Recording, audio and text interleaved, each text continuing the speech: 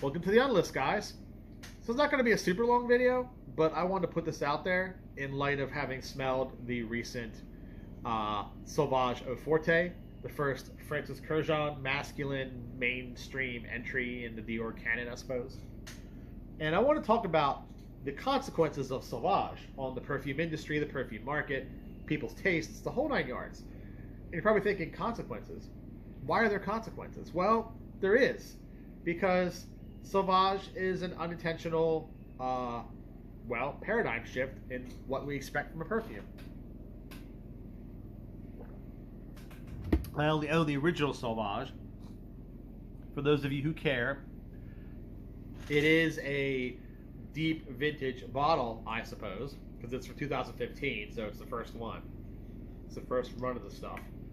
So it's the nuclear one, as people will tell you. They think that the newer bottles are not as strong. I can't vouch for that. I'm going to grab some more coffee real quick. Because I like having coffee with my perfume.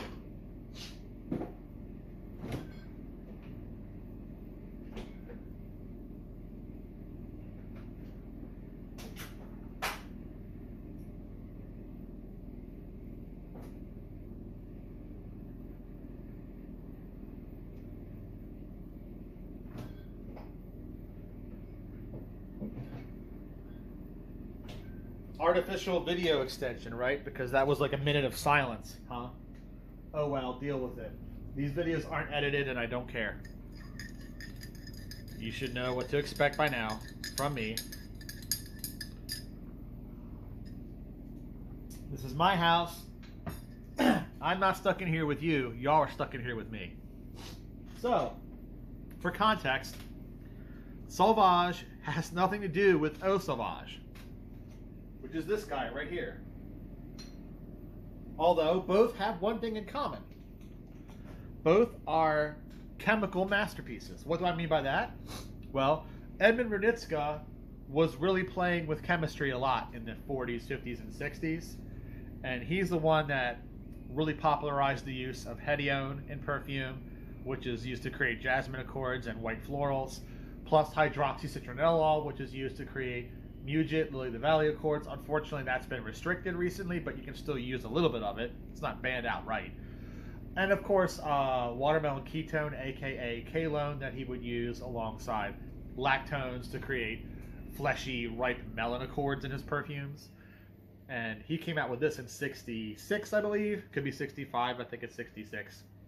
First proper men's fragrance from Dior, but very controversial because jasmine was not something that guys were wearing in the 60s.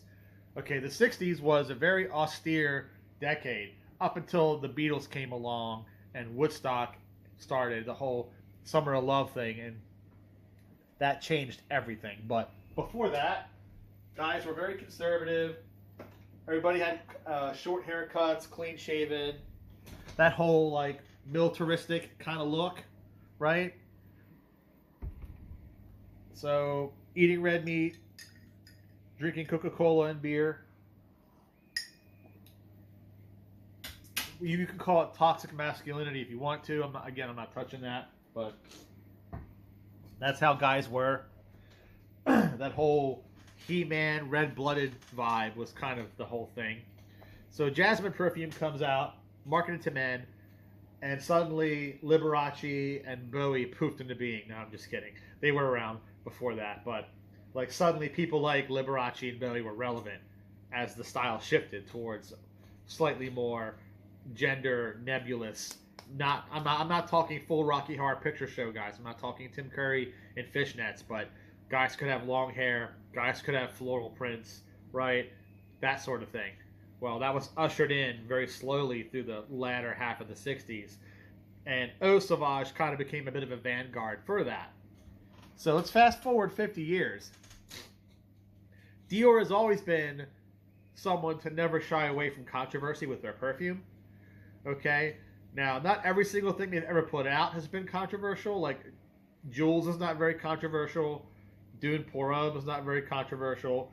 Some of the non-Rudnitska Dior fragrances, like Diorissimo, not very controversial, right? Not everything, but a lot of their perfumes were very controversial. I mean, Poison got banned from restaurants. Fahrenheit smells like actual gasoline. So they're not afraid to make waves. Dior Homme 2005, woman's handbag in a men's perfume context. So again, they're not shy. Cannot accuse them of being shy. They are kind of the anti-Chanel. Chanel is all prim and proper and pretty and sits back like this and judges everyone silently, right? They're like that judgy old crone kind of aesthetic, right? So that's not Dior. Dior is very much more like the Miranda Priestley, tells you exactly how she feels about you at that moment without sugarcoating it. Doesn't clack her fingernails, doesn't speak acrylic and do it behind your back. This comes out and calls you a moron and sends you packing. That's Dior. Never been shy about that. So when they come out with this fragrance in 2015, once again, they were putting it out there. Okay, they were making it known. This is a chemical masterpiece because it is a distortion of freshness. It takes the aquatic, it takes the post-aquatic blue thing that Chanel started 5 years earlier, and it distorts it by turning it up in ways that are supposed to be obnoxious, right? So the Norlimbanol is cranked up so high in this. The bergamot, very rakish. They use a very industrial style of lavender. The kind of lavender you get in like smelling salts. The kind of lavender you get in floor cleaner like Fabuloso. That's the kind of lavender that's in this. Very industrial lavender, right? Very harsh fragrance. But somehow it's become the best-selling fragrance in the world. Not men's fragrance in the world. Best-selling. And that is an unexpected consequence of taking something and making a distortion because you're trying to either parody or hold a mirror up to the state of men's perfumery at that time, which was very banal. We had all these bubblegum things hitting the market, Gucci and Paco Rabanne and Victus, yada, yada, yada. You know, all these sort of clean, nondescript things. Again, Bleu de Chanel, Aventus with the pineapple. So Dior's like, let's take all that and put a clown wig on it, right? Let's take Bleu de Chanel and put a clown wig on it. Let's take Aventus and put a clown wig on it. And lo and behold, they have a success that they probably didn't think they were going to have. So, yeah, suddenly every desperate, horny teenager from coast to coast was buying this and wearing it. And it was like, oh no, what have we done, right? We opened the seal of Pandora's box. We can't put it back now, so what do? Well, we milk it for every cent that it's worth. Which brings me to the first consequence. The first consequence is once other designers saw that you could make a cheap as chips, hilariously distorted fragrance, and everyone loves it, now they all want their own. Not every brand has done it the same way. Some are a bit more clever about it. But every major men's release, and a lot of women's ones too, star some aroma chemical that's overdosed, right? Big heavy dose of sclarine in the H24 fragrances by Hermes. Big heavy dose of Akagala wood in a lot of the Tom Ford perfumes. Some of the Mont Blancs too. Very heavy dose of some other material, Norlimbanol. Many of them overdose Norlimbanol or Timberol, aka caramel wood. So now it's very popular for perfume brands to super heavy dose. I mean, we've got Tonka bombs even, right? So that's the consequence. Every house wants to make a fragrance that has a very cheap formula that has intentionally loudness peaked one or two materials. And that's created a landscape with all of this trash tier, harsh on the nose, irritating, fills an elevator, fills a bus, fills an Uber. And a lot of you guys on the forums are like talking about the death of perfume and how perfume is, you know, we also just clutch our vintage bottles of Koros and just kiss our own asses goodbye. And I can somewhat agree with that. somewhat. Because I do see a lot less time taken, a lot less care taken to craft meaningful experiences now for perfume buyers. I see that happening in real time. The race to the bottom is actually happening.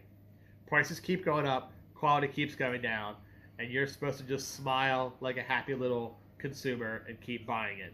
Even though you can't afford rent, you can't afford groceries, you can't buy a car, right? You're supposed to keep happily purchasing these chemical weapons disguised as perfume, right? Like a lot of things. I get it, okay? I get it. But on the other hand, there's consequences to that too.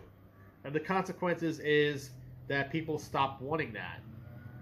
And that's given this massive rise to this whole niche, luxury, overpriced market where they take dad's aftershaves and mom's old sheep rays and repackage them for $300, $400 to say, well, you can have the quality. You can have the quality and the artistry. You can have that back. But now you got to pay a month's rent for it, right? Or you got to pay a car payment for it. And we put it in a heavy bottle with a brass cap, right? And then some YouTuber asshole was like, "Oh, you gotta be," right? Like, I don't really have a whole lot of Parfums de Marly. Mine are all really old. Okay, I've got really old bottles, but here you go. Here's me holding my Parfums de Marly going, whoa, whoa, whoa, performance, whoa, last all day, whoo. You know, that's a consequence. You might not think about it like that, but that is a consequence of Sauvage. There's people going on camera, right, with these overpriced fragrances, because that's the knee-jerk away. Okay, that is the knee-jerk away. And then the other knee-jerk, of course, is all of the artisanal, all-natural stuff. And don't get me wrong, I have some of that. I love it. And I'm going to use my friend's perfume here. Now, I'm not calling his perfumes, you know, snobby or whatever.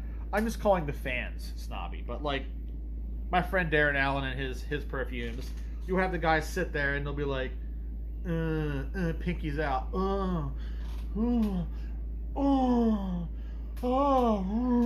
Like this on camera for like 20 minutes, smelling, you know, and obviously these smell amazing. I love Bathory, by the way, is all natural. I love it, but I'm just saying, consequence of something like Sauvage becoming popular is you get the guys with these perfumes, right? It's just, it is what it is, guys. There's a, you know, the old movie of the butterfly effect, right? Everything has a ripple effect. And when you get this overdosed chemical trash becoming trendy, then all the people that run in the other direction from it, they have to run somewhere. So they run into the arms of the snobs. They run into the arms of the vintage gatekeepers. They run into the arms of the influencer types that peddle the overpriced perfumes. They got to run somewhere. They're running from the monster. Okay, they're running away from this. They got to run somewhere. And that's what happens. They run into the arms of, you know, whoever the hell. Popped collars, slick back hair, real men style or whatever. They run towards channels like that. Who ironically promote Sauvage anyway. So it's like you're just running in circles, my guy. You're running in circles. Me with my Star Wars shirt on here. Look how stylish I am, right? I am just attracting all of the attention with my Star Wars shirt on, right? I'm ready to do it. Let's get it done. Now, is this like the Eau Sauvage of our time? No. Because Eau Sauvage went hand in hand with a cultural revolution. This did not. There wasn't really a culture that sprung up around this. There wasn't a Woodstock equivalent for Dior Sauvage. There wasn't a Lollapalooza. None of that stuff, okay? It wasn't really that. But, so I can't put it on equal terms with Eau Sauvage. But in terms of the structure, right? The subversive nature of this perfume is on par with Eau Sauvage. Eau Sauvage was a gender subversion. Eau Sauvage was a gender subversion. Sauvage is a artistic subversion. Key difference. Artistic subversion. That subverted gender norms with the big jasmine dose, with Hedione, chemical masterpiece. This is a artistic subversion because it took the idea that a perfume has to be pleasant and made it unpleasant by making it unpleasantly pleasant, by making it so clean and so fresh that it's actually annoying. Now, from a distance, like the Bette Midler song, right? From a distance, I smell him in his sauvage. You know, God is watching us. Wear sauvage from a distance. So the thing is, from a distance, this actually smells pleasant in the air. But it's also had like 100 feet to kind of filter out before it hits your nose. As the guy who wears this walks closer to you, you soon start to realize that he's like been rolling around in Brillo pads for 20 minutes. And you're suddenly afraid. You know, it's like The Fly, be afraid. Be very afraid, right? And by the time he reaches you, you're already in tears. Not because you're scared. You're in tears because your eyes are literally watering from the Sauvage. Now, Dior has almost apologetically tried to make flankers of this fragrance that kind of undo some of that damage. Like, they know the Frankenstein's monster they've unleashed upon the public. They know that. They've tried to walk it back as best they can. They've done it like 4 times now. The Eau de Parfum has more vanilla and benzoin, much smoother, much sweeter. It is the finished version of Sauvage if it was going to be a proper, fully conceived fragrance idea, without the harshness, without the overdosage, and it's more expensive. Then the Parfum has more tonka, woodier, sweeter. It's the Sauvage for the guys who never got away from Paco Rabanne. If your whole thing was Gucci Guilty, Invictus, you know, that's your mindset. Your perfume has to smell like bubblegum and shampoo. Then Sauvage Parfum was basically for that man, for that guy. God help him, too, by the way. And then Elixir is for that old school, properly manly, red-blooded, eats steak dinners and mashed potatoes, whatever.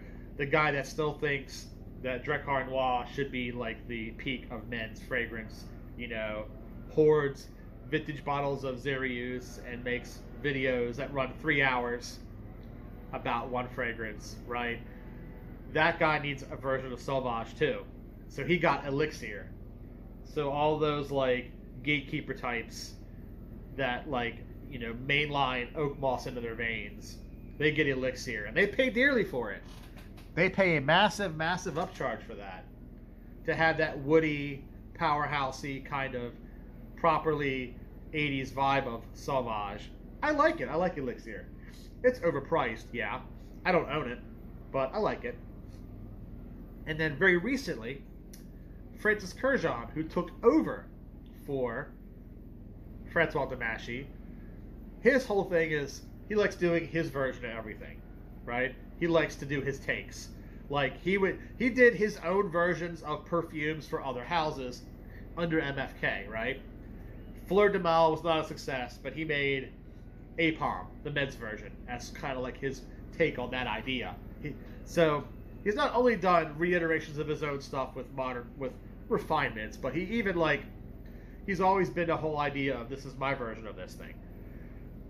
Even the original Le Mal back in the 90s, the perfume that put him on the map, he was doing his take on a fougere. He took a fougere, made it sweeter, toned it down, made it less butch, right? And voila, success. So he comes in, house perfumer of Dior now, remade Eau Noir, remade some of the other high-end ones that he first did, doing his own re-editions of his past work. Now it's time for him to put the Eye of Sauron, right? Put the Eye of Sauron on Sauvage and do his version of that. That's what Kurkdjian does. That's what he's always done. Like I said, he likes to have his version of stuff. So, his version of a rose, like a la rose. So, his version of Sauvage really throws the baby out with the bathwater. No bergamot, okay? No Norlimbadol, no ambroxan, or very little, right? Instead, he takes a very Middle Eastern approach. He uses elemi resin. He uses cold spices, which are really just spices without like the sweetness, right? You take spices and you take all the sweetness out, they smell cold because your nose is funny like that. So he's got Psycool in there, which Psycool is a new material, or Fizzcool. Fizzcool. Fizzcool. It's the same shit that's in H24, Herbs Vive, where it's the coolness of menthol, but divorced of the mint. Take the mint out and have the coolness left behind. That's the Fizzcool. Throws it in there. Powdery version of lavender, very Luna Rossa kind of lavender. And then on the bottom, he's got the Akagala wood, the Tom Ford kind of Akagala wood. He's built an entirely different fragrance. And if you squint at it hard enough, you can see Sauvage. You can kind of see it. But it's much more pleasant. Okay. Does the same effect, but much more pleasant. The only downside is it's not an alcohol fragrance, so I don't know how long those bottles are going to last. You buy a bottle of that, Sauvage Eau Forte. 5 years, is it going to separate? What's going to happen to it? You're going to throw it away? I don't know. To shake it up before applying it? I don't know. So that's a big question mark, but it's pleasant at least. But that's a consequence, man. So consequences? You tell me, do you have consequences that you think have been the result of the success of Sauvage, right? Let me know in the comments what you think, and I will catch you next time. This is The Unlist. Thanks for watching.